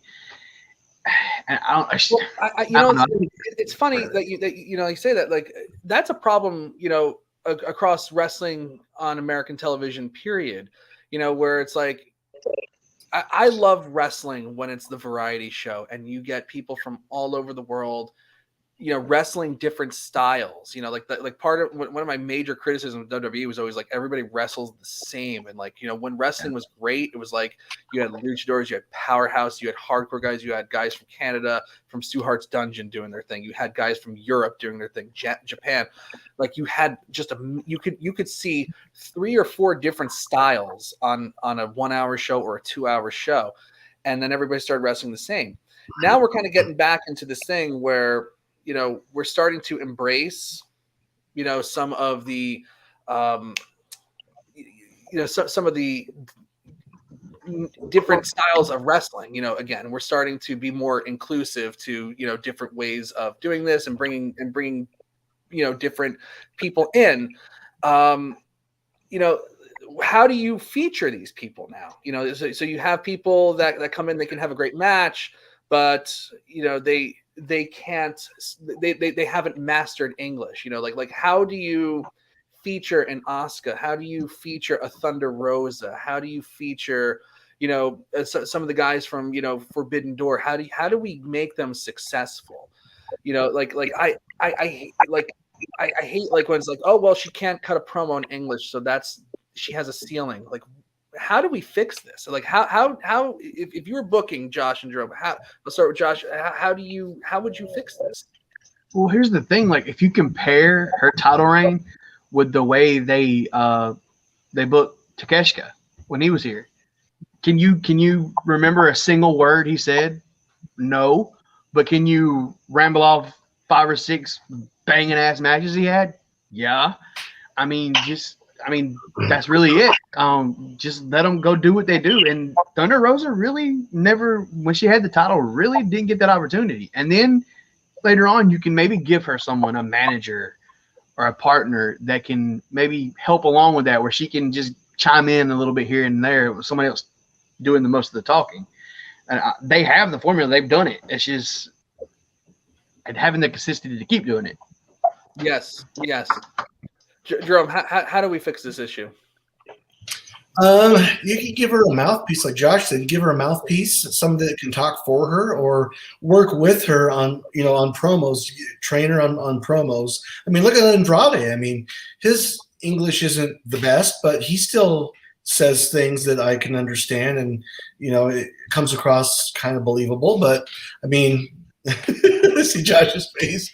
But yeah, he's also an asshole, so everything he says is going to be an asshole thing, and it's hilarious. yeah. But no, I mean, giving Thunder Rosa like a mouthpiece, I think would be good. To, you know, and we're working with her, and, you know, I mean, they've got some good backstage agents and some good talent backstage that I think could work with her to you know, to help her through it. I mean, yeah, I mean that's. Oh, go ahead, Josh. This is a side thing. It is like it doesn't matter for anything, but it's just you mentioned Andrade. One of the funniest things, I have no idea why it sends me into uncontrollable laughter every time I even think about it. And when he was trying to recruit Darby Allin, and he just kept going to Sting and trying to buy his kid. I want to buy your kid. It send like I would have to pause the show because I would be laughing so hard. Just let her do that, I guess. Yeah. Yeah, you know, it's like kind of like one of those things where, you know, the world is going through a reckoning of how, you know, you deal with, you know, with people from different cultures and things like that. Yeah. And you know, like I like wrestling is always behind on everything, you know, and it's like, you know, the formula itself of a wrestling show is pretty tried and true, and it's like it's almost like it's been done for so long the same way that it's almost like, can we ever do it any differently? You know, I think with some people, like a Thunder Rosa, like an Asuka, like an Andrade, it can't, like the bar can't always be like, oh, you have to be able to cut a promo to be great. We have, like, wrestling has to figure out a way to be more creative, to figure out a way to get these people over strong without having to say much at all. Or, we could obviously do the mouthpiece thing as well, but I think, this is something that needs to be examined in the future for all professional wrestling companies. Well, Rey Mysterio Jr. has been the GOAT for 30 years, and can you remember a single promo he did that was great? Which guy was that? I'm sorry, I missed the name. Rey Mysterio Jr. Oh yeah. Oh. He's been the GOAT for 30 years. Later in his career, he's definitely gotten better, but like for the first 20 years of it, Ray's been wrestling for 30 years, so I would say even for the first 25, there's really to write home about from a promo perspective. Look at Sting. Sting's promos. Go back and watch his promos from the late 80s, early 90s. They were trash. They were garbage. The most over he ever got was when he didn't say a word for 18 months. There's ways to do it where you don't have to rely on that. Yeah. Jerome, you're going to say something before. I'm sorry. Yeah, I was going to say, well, in the interest of fairness, with Thunder Rosa, look at Ronda Rousey. I know this is an AEW podcast, but real quick, Ronda Rousey, she's good. She just can't talk to save her life. She needs a mouthpiece. They have booked her some of the dirt worst scripted promos of all time. Yeah, I've watched one show from WWE in like 3 years. I've watched one. It was a SmackDown, like right after Triple H took over, and I cut it off after Ronda Rousey cut a promo. I said, "This is the dirt worst." Oh my God, she was terrible. I'm sure Daniel's probably loses his mind now. Yeah, you're like, oh, it's Friday night. I could either be spending some time with Bethany, or I could watch this Ronda Rousey promo. And then you had an evaluation of your life, and you made a choice. and John, I think you made the right one, my friend. Absolutely. All right. Well, so I look, those are some of the things that we had that, you kind of have to talk about these things, when you talk about AEW, I'm not shitting on the company or anything like that. It's just, when we're having a podcast here, we have to talk about the good and the bad. There's a ton of good on this show, a ton of good, like that trios match, and I'm talking about our second trio. Well, actually, we had 3 trios matches actually on the show. I keep forgetting about Wardlow and FTR, that match, but I really liked Darby Allin's Sting and Miro. I really thought that was a really, really strong match. I love House of Black, and the stuff that came out about Malachi Black is, as we were approaching this show, I started thinking about last year's show and what a show that was. That's one of my all-time great pay-per-views. What would you say, Josh? I'm sorry. Top 5 pay-per-view ever for me. Yeah, it was outrageously good. You had the debut of Bryan Danielson, the debut of Adam Cole, like surprise after surprise, great match after great match. One of my favorite matches on that show was a trios match with the House of Black, and I was like watching Malachi Black, and I'm like, my God, this guy's figuring it out. He's getting a chance to shine. He's out of that fucking prison where Vince is just doing his old man out of touch shit and just ruining this guy. And I was thinking about how I felt about, because that was probably one of my favorite matches on that show. On that incredible card, that might have actually been my favorite match, the House of Black match last year on All Out. I thought that was one of the best tag matches I've seen in a long, long time. And I was thinking, God, why is Malachi Black in the same spot this year? And then it came out, about he had requested his release, because he's been going through, mental issues. And he wasn't requesting his release because he was miserable in the company. It was just I think the story was he didn't feel like he was giving his best and that he could perform at a level that is expected and should not have the spot. Well, apparently he has a really severe back injury. I think he did like a stream or something, and he said that he's in excruciating pain like 90% of the time or something. And if you watch him, he's incredible and still moves really well. But if you watch him, he kind of looks, when he's maybe like standing on the apron, he kind of looks stiff and like he has to stand a certain way. And I hate it. I mean, if he's going through it like that, hopefully he can get a break and come back stronger, because like I love the House of Black. I absolutely love the group. Brody King is a fucking monster. Buddy Matthews is awesome. The match, like I love the match. I mean, hopefully he can get right. But yeah, I love the match itself. Yeah. Jerome, what did Malachi Black say in that interview that I'm missing here? Oh, you're on mute, buddy. Sorry about that. He said he was struggling with mental issues and spirituality issues, but he really didn't go into a lot of detail. And so he did ask for his release, not like Josh said, not because he wasn't unhappy in the company. It's because he wanted to deal with his personal issues and that he was having his mental issues. So, and I think I'm hoping what Josh was talking about with the back injury too. Yeah. I'm hoping that Tony Khan will give him time off so he can deal with his issues and then come back stronger and better than ever. I was expecting tonight maybe they were going to write him off TV by having Matthews and King turn on him and give him a beat down after that loss, but that didn't happen. So we'll see. Maybe they'll explain something further on Dynamite on Wednesday. But yeah, I hope he gets the time off he needs so he can deal with whatever is going on. Because I mean, that would be a great angle to do on Dynamite. Yeah, I mean, if he can't perform and he feels he's not giving his best to the company, why should he be there? I mean, he needs to go recharge his batteries. Yeah. And speaking of someone that is ready for them to go all in with him, fucking Miro, man. Put a rocket up the dude's ass and just let it go. God, he is a monster. He is an absolute monster.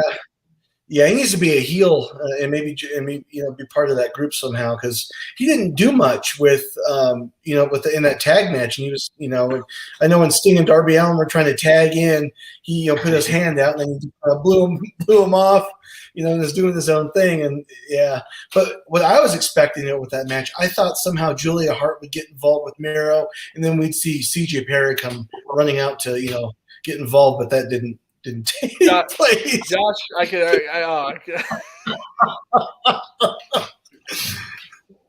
Yeah. No. Let's not do that. I really like the finish. The finish was really creative. I like the way they did that. And honestly, if they wanted to just write him off and not break up the crew, I mean, we've had him miss people before, and then they were out for a while, so they could play that up. Yeah, absolutely. There's a lot of ways to go about this, but like I'm hoping that he gets everything figured out here. Because the point I was trying to make before was that because I'm it's too long-winded. I don't know. It's goddamn coffee. I don't know. Like I'm all jazzed up right now. But I think Malachi Black is a guy that he should. I want to see him get like one run in a main event program. I'm not saying he needs to be like champion or anything like that, but I want to see him like do something of substance, something that he can really sink his teeth into. And I'd love to see him get figured out and do something like that.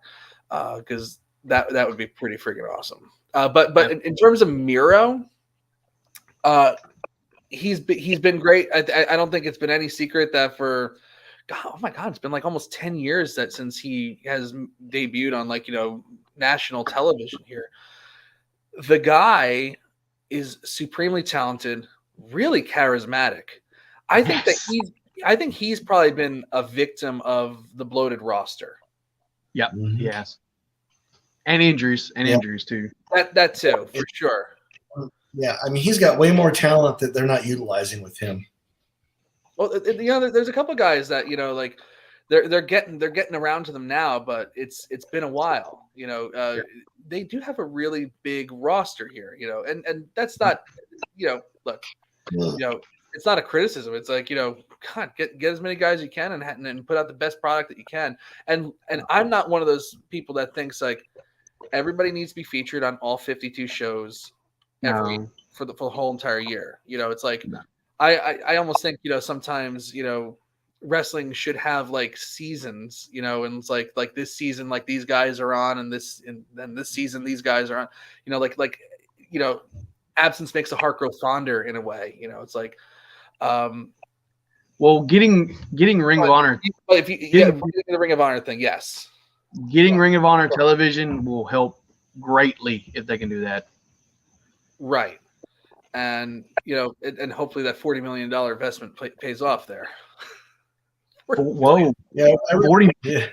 No, I'm kidding. Somebody threw a number at me once. I was like, how much did Khan buy ROH for? And somebody said 40 million. I was like, no. So Khan was on another. There's no way that that's possible. There's no way. Absolutely not.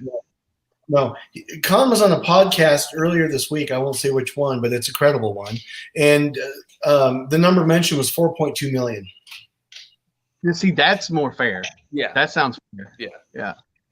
Maybe the person forgot the decimal number when they told me. The decimal point. Very important in that one. 4.2 million sounds much more fair. Yeah. You know, even though Ring of Honor was an absolute dumpster fire, but you know, I guess if you adjust for inflation, it's about the same price Vince bought WCW for. So yeah, you gotta adjust for the inflation. That's certainly reasonable for sure. Yeah, I'd love to see that get off the ground.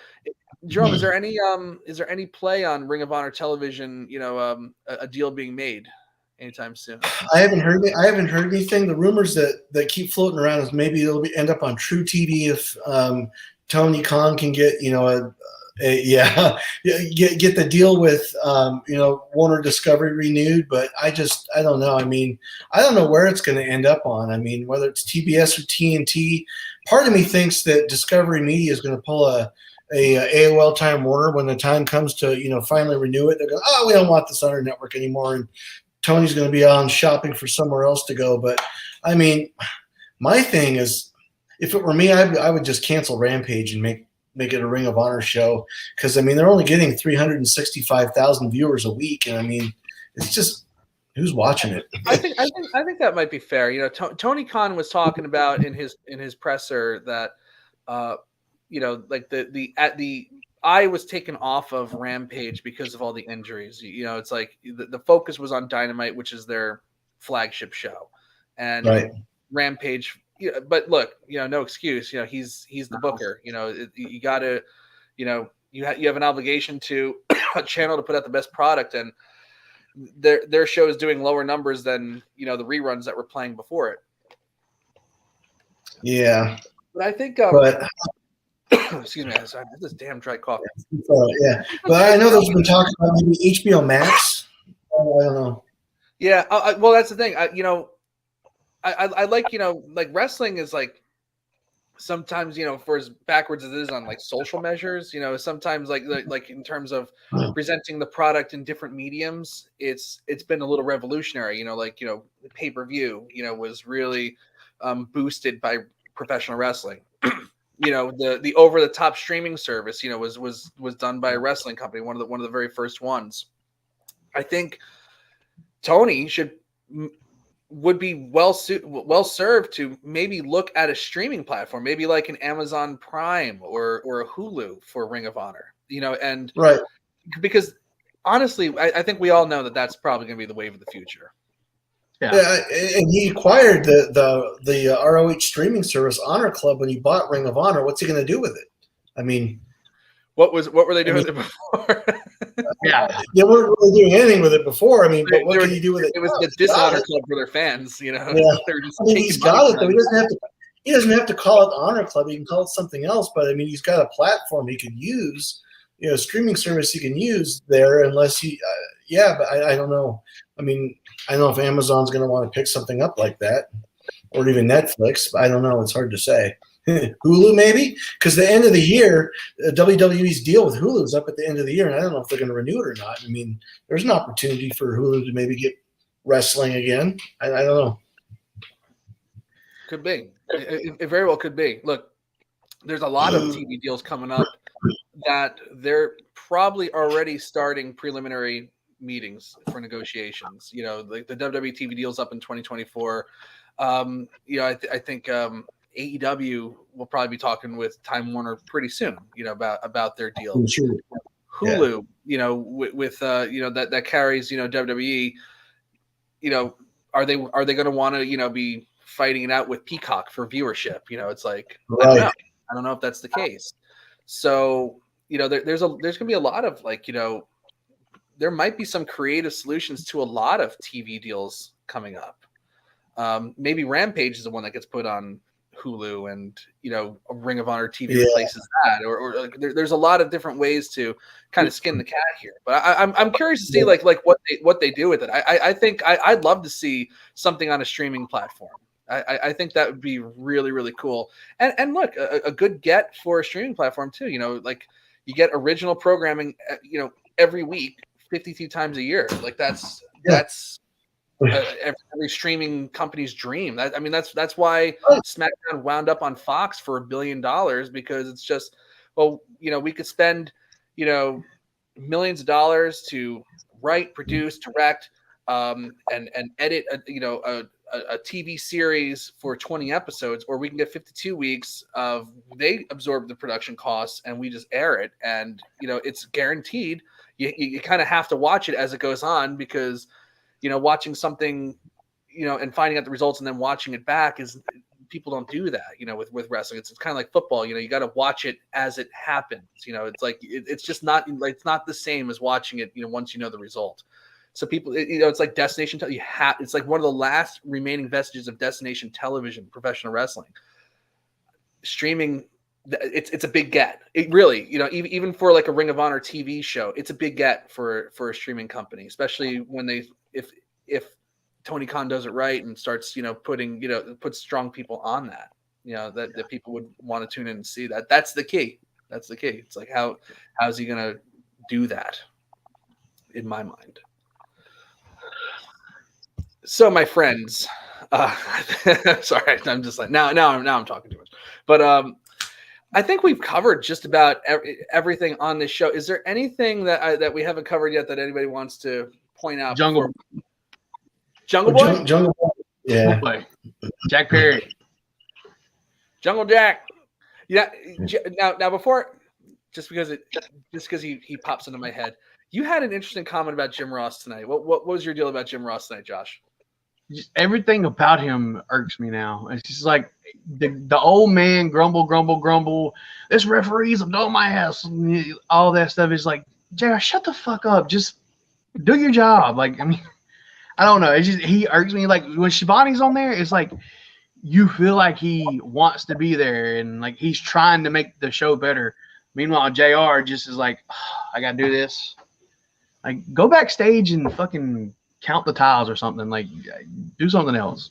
Yeah, there's a little bit about his performance tonight that was like, are you trying to get fired because you think the grass is greener now with Triple H? Like, what's the deal here? Go there and find out would be my the way I feel about it. I like JR. I like much.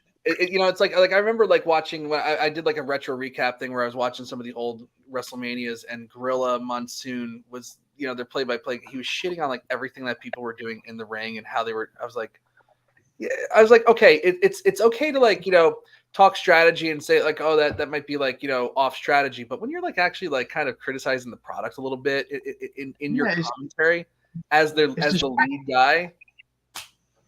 It's distracting. Absolutely. I hate it. Like, I mean, I don't know. Like, well, the fact that we even call him, you know, Jack Perry is because of him. He refused to call him Jungle Boy. So, you know, now he's Jungle Boy Jack Perry, right? But for the longest time he was calling him Jungle Jack. Yeah. Well, even the graphic on the show tonight said Jungle Jack Perry if you watch the graphic when you came out to the ring. So I don't know if AEW is going to start calling him that now. I don't know. Well, I think initially, and Josh, correct me if I'm wrong, like I think they didn't want to just say like, oh, Luke Perry's son. Yeah. You know, and let him get over on his own merits, you know, rather than just saying like, oh, you know, he's got, you know, he's got a sad story with a dead daddy. It's like, you know, we're gonna dead celebrity daddy on top of that. And then within like a month of being on TV, JR was calling him Jack Perry, and it's like, well, that's out the fucking window. So yeah. Well, and I remember like he went on his podcast. He's like, oh, people are getting on me about the Jungle Boy thing. I'm like, he's not a boy, he's a man on a wrestling program. I'm like, dude, follow the fucking creative, please. That's what they want to call him. God's sake.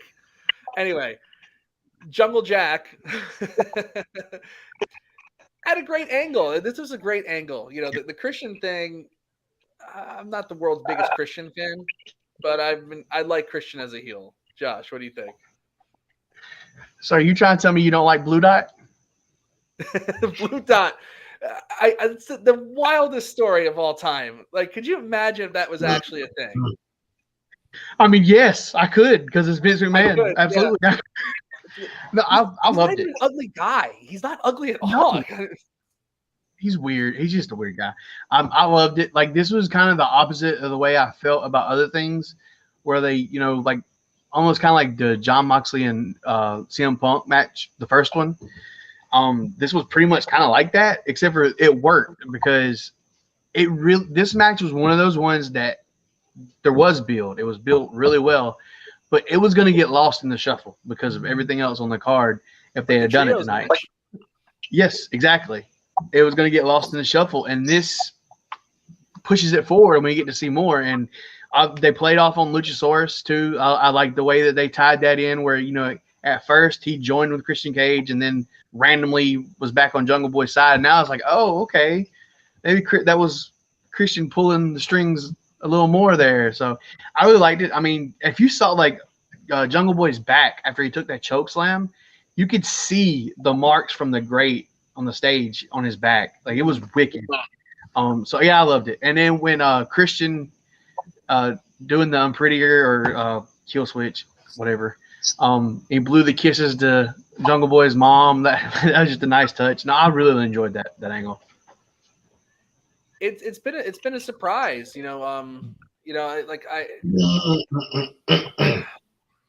Jerome, you know, like I kind of like, you know, Christian, you know, was in a featured spot, you know, around this time last year. I was like, really, like Christian, really, but you know, he's really turned it around. You know, like you know, like when for those that say that AEW can't book long-term storytelling, it's like, look at this. This is like long-term storytelling paying off. What do you think about the Christian's work as a heel, Jerome? And you know, actually, Andrew Elder saying that Christian hasn't wrestled at least 6 minutes this year. You know, he's not. He hasn't been doing much. Man. Yeah, he hasn't been doing much, like physically, but he's still making it happen. Jerome, what do you think? I like him as a heel. I don't care much for him as a babyface, and I think his work with this angle has been good. At first, when I first saw the match tonight, you know, earlier, and it went real quick, and Jungle Boy got pinned. Luchasaurus comes out. He's a heel again. I thought, oh my gosh, how many heel turns and face turns is Luchasaurus going to have? Is this like Big Show? You know, when you turn face one week, heel the next week. But hopefully they'll explain it on Dynamite. And then I thought this whole match was stupid. But now the more that I've had to digest things that we've talked about, I'm like, wait a minute.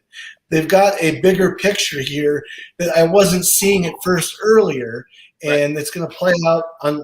They're going to start playing it out more on Dynamite, and the blowing of the kiss was kind of a nice touch. The more I'm thinking about it, so yeah, I had more time to digest this match, so I actually like it more than I thought. So yeah, I think it's going to lend itself. You know, it's like you know, like sometimes you take a match that has the potential to be good. It's not a featured main match, but you know, but there's a story there, and it's a story that you can make money off of. I would absolutely not pay that off on a show like this, where there's a ton of angles being paid off, and there's a ton of great matches. And if it's a great match, God bless them, it's great, but it's one of many great matches. Whereas this could be like, you know, you do like Jade Cargill squashing some dork, and like maybe like a tag match to kick off the show, and then this is your main event in like a street fight or a cage match. Like it's gonna be big numbers too, and that's a star-making vehicle for Jungle Jack. That's a I don't know if I should say like a career, kind of solidifying moment for Christian, but he's always been kind of looked at as like second place to Edge, whereas I always thought he was kind of a little more talented than Edge. You thought that's of course. And this would be a great time for him to show he's got some Hall of Fame chops here, more than just like the guy who was in the tag team. He's not a Marty Jannetty. Christian Cage, he's great on the mic. I mean, he's great on the mic, and he gets under your skin, and he does his job well as a heel, getting under your skin. That's the one thing I really like about it. Right. And it's like wrestling fans have this mentality that like in a tag team, there's got to be Shawn Michaels, there's got to be Marty Jannetty. Now there can actually be two Shawn Michaels there. There really can. Just because when the Dudley Boys broke up, Bubba Ray became Bully Ray and Devon became Reverend Devon. It's not a one size fits all thing here. It's like both guys can be successful. And I think if they pop a big rating, if they do like 1 million for Jungle Boy versus Christian Cage in a main event on a Dynamite. Yeah. Well, Jungle Boy is over. Because look, he's over. He doesn't need. Yeah, I'm sorry, I didn't mean to cut you off there, Mike. But Jungle Boy is over. Build stars. Yeah, I mean, he doesn't need Luchasaurus. I mean, he's over by himself. I mean, the fans love him. He's great. I mean, they should give him a title. Eventually, hopefully, he'll get a title run, but I don't think he needs a title to be over. I mean, it's like Eddie Kingston. I mean, I'm hoping that one day Eddie gets a title run, but Eddie's so over, he doesn't need a title. Yeah. Yeah, he outgrew that tag team a while ago. Yeah. Yeah, I agree with that. Also, I saw an interesting comment in the chat from Brett Farmer, saying that like wrestling needs to get away from this mentality that we don't see stories progress weekly. Where things like happen and then it just like stop. Like I think people get so pissed when things don't pay off immediately. Yeah, it's true. Like this Christian Cage Jungle Boy thing. I think it's part of the backlash is we've been conditioned to like everything pays off right away. It's like we're such an instant gratification society. We can learn to be a little patient here. This is going to be. I think this is going to be really some strong television. I think it's going to be leads to some strong matches. And if they play it right, you could do a one-off on a Dynamite and then pay it off at like Full Gear or something like that. Yeah. A lot you can do with this. There's a lot you can do. And there's a lot of matches that are going to come out from this. Very cool. Very cool stuff. Yep. All right, Josh. We love you. And this was your last show with Wrestleview for the time being. You were our first AEW Dynamite recapper. We will have someone new on Wednesday. A young man named Chris Garrix, who's really nice. You're gonna like what he does. But Josh, big shoes to fill here. What was your favorite Dynamite that you've covered, or your favorite All Out AEW show on Wrestleview? Ooh, All Out last year was probably overall my favorite. The Arthur Ashe show from last year was definitely up there. Sting's debut was up there. I think those probably my favorites. The first one was cool too because it was like this new thing starting, and you didn't know was this going to last 6 months, 3 months, a year, 3 years, 10 years. So that was pretty cool. It's been fun. It's been a fun ride. I've been off and on writing for Wrestleview since 2008. It's been a while. So what's crazy is you talk about a stroke of good luck for Mr. Paul Nemmer. Maybe he can remember this. Just kidding, Paul. We love you. He in 3 weeks in 2008. I think you started May 2008. Dave started like a week later, and then I started the week after. It's like, man, some of the longest tenured recappers all came in at the same time there. Back to back to back for sure, yeah. And now you're the Mohicans. Yes, now finally by default, I am the best recapper. As long as Josh isn't recapping, I am then the best recapper. I've outlasted them all. and the new guy, Chris, whatever, man, if you need anything, just hit me up. Mike has my email, my phone number. Just hit me up. I'll be happy to help. Hopefully he gets to have as much fun as I've had covering the show. Hopefully he doesn't have to watch some Dynamites from a hospital bed like I did. Right. You know, like you had a hell of a story, and I still think, you know, I'd love to, like, you know, just even like repost that story because you know, wrestling, you know, like everybody has a wrestling story, you know, of something, you know, so much of fandom is built, you know, not just in wrestling, but you know, for so many different things, but wrestling, for whatever reason, like, you know, the fans, like, it's like a more like visceral, connected reaction to it. You know, it's like, oh, this is what I watched with my dad when I was a kid. This is you know, what I bonded with, you know, my brother over. And sometimes, you know, it's like after you become a fan, like there's like certain points in your life where like wrestling is that kind of, you know, safety net and something that, you know, is an escape. And I just love that story, you know, as tragic as it is, you know, like that's a hell of a story, Josh. Yeah, it's just pretty crazy because there's certain like points in my life where I'll think about a time and it's like I kind of pinpoint around something that happened in wrestling because it's just kind of where your mind goes, I guess. So it's kind of definitely been my escape forever. I will kind of enjoy just sitting there watching the shows and not have to not have to recap them. Sometimes that's fun to do for sure. But I've enjoyed for sure from the beginning. Even when I was recapping Impact and at times wanting to kill myself. And the times that I've sat in and actually covered, I believe it or not, I have covered Raw and I've covered WWE pay-per-views in the past. You have. I wanted to kill myself each time, but I remember there was a Raw that I went to with my 8-month pregnant wife in September 2019 at Madison Square Garden, and I don't even know what the hell happened. But I'm reading your recap. I'm like, oh, Josh is calling it right down the middle. It's great. And then I get a message from somebody on Twitter. It's like, you gotta fucking fire Josh Boutwell. This guy's a son of a bitch. He's wrecking this whole. I'm like, what are you like? What the hell's going on here? I don't even remember what it was, but it was just like it got like at first I started out like, all right, I'm not gonna give any opinions at all. I'm just gonna say what's happening. But it was just like, this is the stupidest fucking thing I've ever seen. And people just lost their shit, so I started doing it more. Oh, it was so funny. I remember I was like sitting in the stands of Victoria, and I just read this thing. I showed it to her. I'm like, what happened? It was so funny. I'm like, God, people are so sensitive. My God. Yes. It was like one show. They're like, he's ruining the website. I'm like, come on, please. Like, I haven't trashed the show before. It's like no one trashes Raw more than me. Like, what the hell?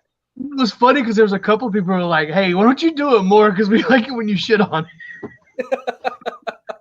Well, that's why, you know, I think we'd be doing a huge disservice to our fans if we can't. Jerome, can we get Josh to come back for Survivor Series just the post show? Yes. You know, it's funny because you said you wanted me. You kept saying you wanted me to come on for SummerSlam, and I was I was leading up to it. And I was like, man, is he really going to ask me to come do this? I hope he's not going to ask me to do this. I don't want to watch it, but it's like. And then when you never asked, I was like, thank you. Yeah, you know, it turned into one of those things where like Vince retired and Triple H was booking, and it's like we gotta, you know, try to be a little positive about it. If Josh can pull off coming back if he can come back for Survivor Series, let's do it. I'd sign up for this. I'd like to see the dynamic with Josh and Adam. Oh God! You want to talk about two people that disagree with literally everything? It would be that, or throw Hunter Golden into that, and it would be like shit would explode. I don't even think we'd be able to air the episode. No, I'll never forget the time Hunter Golden went on TV, and I thought I'm not on TV, on the podcast. I think he'd said that me and Dave Stevens didn't deserve to live or something like that. It's I do remember that, and I do remember that there had to be an apology issued, like a legit, real, heartfelt apology. I mean, people have been that back in the day. People used to get let go for way less than that. Like that was like sure. I remember you guys did like a Raw and Impact or like E7. I forget what it was. Like which shows you guys? Raw Impact. We called it Raw Impact. Yeah. Yeah, Raw Impact, and Hunter just totally shit all over. I was like, oh my god. Yeah. Well, the funny thing about people not liking me dumping on WWE, when I don't like something in AEW, I dump on it too, and I'll get people calling me a WWE shill, and it's like, dude, do you know who you're talking to right now? What are you talking about? People are just nuts. Well, it's like funny because I've been more positive about WWE lately, and now I'm being accused of being a WWE mark. And then when I criticize the product, I am not fair to them. You can't win. Can't win. AEW bot.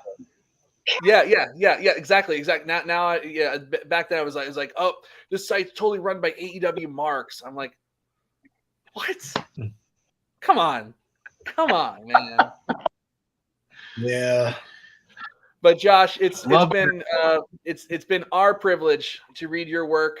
We wish you the best of luck with your job, and it's not like you're leaving this job to do something else. You already have a job. That's why we're it's like he was doing something other than this, okay? But he's gonna kick ass with everything that he's doing. There's no one better at covering sports, I think, than Josh Boutwell.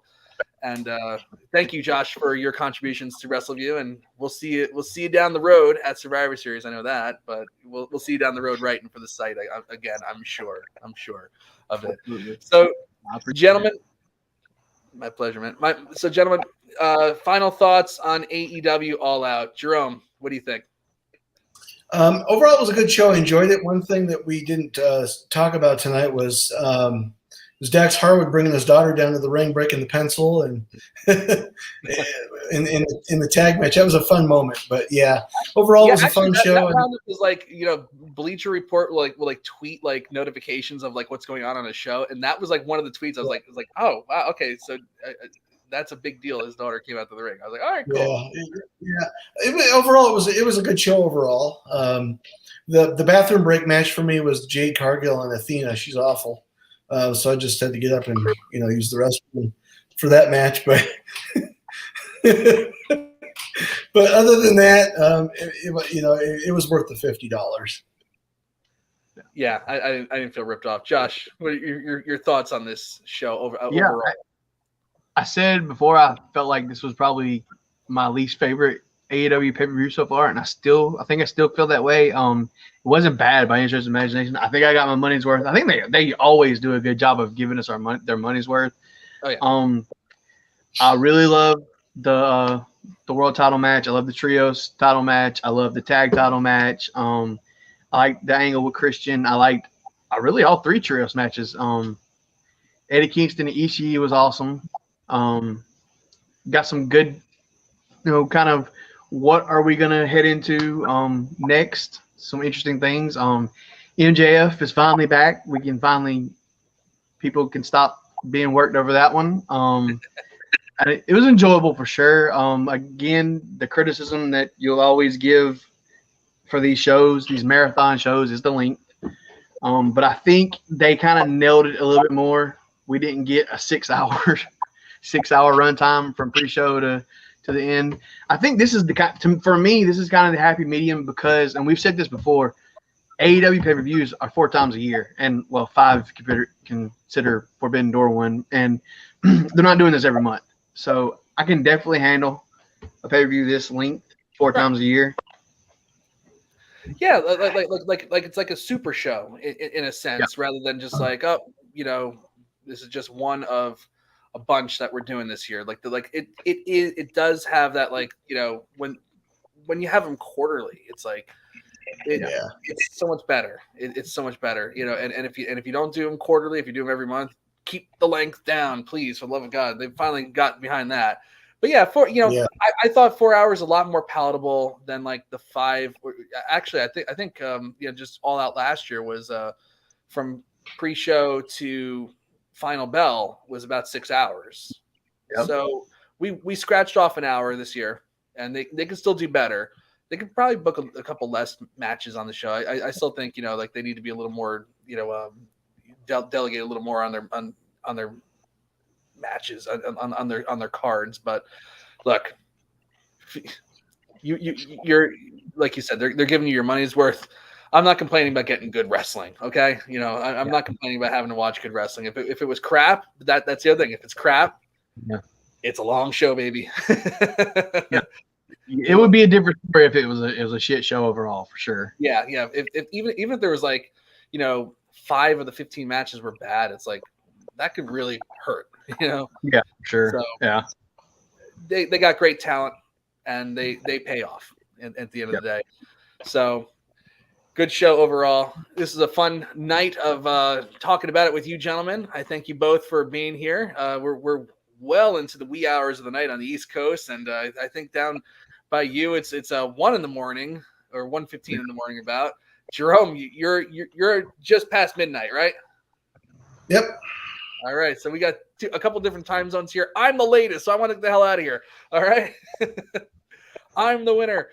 All right. I'm Mike Tedesco. That's Jerome Wilen. That's Josh Boutwell. Thank you, everybody, for hanging out with us. It's the long weekend of wrestling. We had a Wrestleview Live yesterday with Roy and Victoria. Now we have your Wrestleview Live tonight. Stay tuned if we're going to do a podcast tomorrow with me and Victoria. It is Labor Day, and then we start school the next day, so I'm not really sure yet, but we'll let you know. Until then, keep your eyes on Wrestleview. Check it out. A lot of great coverage. Jerome's covering the news great. We have some great recaps. And subscribe to this channel if you're a first timer. So have a good one. Time to detox from wrestling. Have a good night, everybody.